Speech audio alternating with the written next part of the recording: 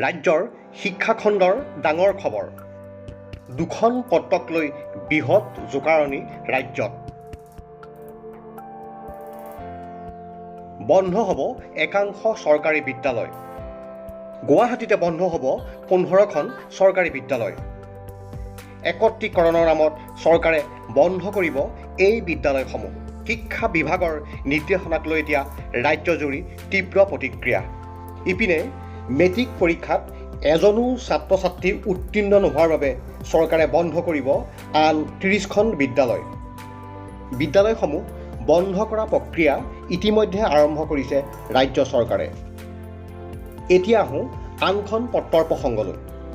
এই পত্ৰখন শিক্ষামন্ত্ৰী ৰণোজ পেগুৱে প্ৰেৰণ কৰিছে ৰাজ্যৰ বিধায়কসকললৈ। সেই অনুসৰি বিদ্যালয়ৰ প্ৰয়োজনীয় পুঁজিৰ অভাৱ পূৰণ কৰিবলৈ নিৰ্দেশ বিধায়কসকলক।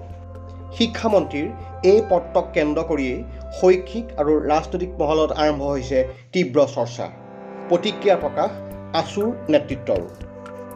ভিক্ষাপত্ৰৰ জৰিয়তে তেখেতসকলে বিদ্যালয়ৰ প্ৰধান শিক্ষকবিলাকক ফেন, পানী ফিল্টাৰ, টিংপাত, অন্যান্য বেঞ্চ, ডেস্ক, শিক্ষণ সামগ্ৰী যোগাৰ কৰিবৰ কাৰণে দিছে। এইটো অতি দুৰ্ভাগ্যজনক কথা। কোনো অভিভাৱকে আচলতে নিজৰ সন্তানক ফেন, ইলেক্ট্ৰিক ফেন, পানী ফিল্টাৰ, বেঞ্চ, ডেস্ক নথকা স্কুললৈ কেতিয়াও নপঠায়। বহু কষ্ট কৰি এখন ভাল স্কুললৈ পঠাব পাৰে। গতিকে চৰকাৰৰ প্ৰথম দায়িত্ব আছিল চৰকাৰী খণ্ডৰ বিদ্যালয়বিলাকৰ আন্তঃগাঁথনি উন্নত কৰা আৰু এই কথা বতৰাবিলাকত গুৰুত্ব নিদি চালে বেৰে কোবোৱা টুলুঙা কথা মুখ্যমন্ত্ৰীগৰাকীৰ মুখেদি কৈ থাকিলে মানুহে ভাল নাপাব।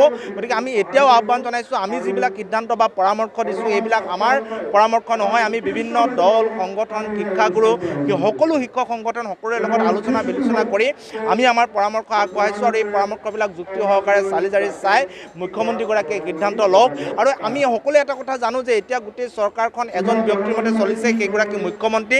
তেখেতে ৰাতি যিবিলাক কথা ভাবি আহে সেইবিলাককে সিদ্ধান্ত হিচাপে পাছদিনা কেবিনেটত দিয়ে। গতিকে এই কথা বতৰাবিলাক সকলোৱে জানে। বাকী বিভাগীয় মন্ত্ৰীবিলাকৰ কোনো ধৰণৰ কাম কাজ বা কোনো ধৰণৰ গুৰুত্ব নাথাকে।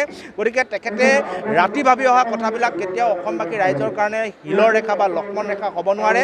গণতান্ত্ৰিক দেশক গণতান্ত্ৰিকভাৱে ৰাইজৰ মতে পৰিচালিত হ'ব লাগিব। সকলোৰে দিহা পৰামৰ্শলৈ আগবাঢ়ি যাব লাগিব। এই মানসিকতাটো অন্ততঃ মুখ্যমন্ত্ৰীগৰাকীয়ে মন মগজুত ভৰাই লোৱাটো ভাল। এতিয়া এনেদৰে শিক্ষা বিভাগ আৰু শিক্ষামন্ত্ৰীৰ পত্ৰক লৈ ৰাজ্যত সৃষ্টি হৈ আহিছে তীব্ৰ প্ৰতিক্ৰিয়া। সমীক্ষণ নিউজ।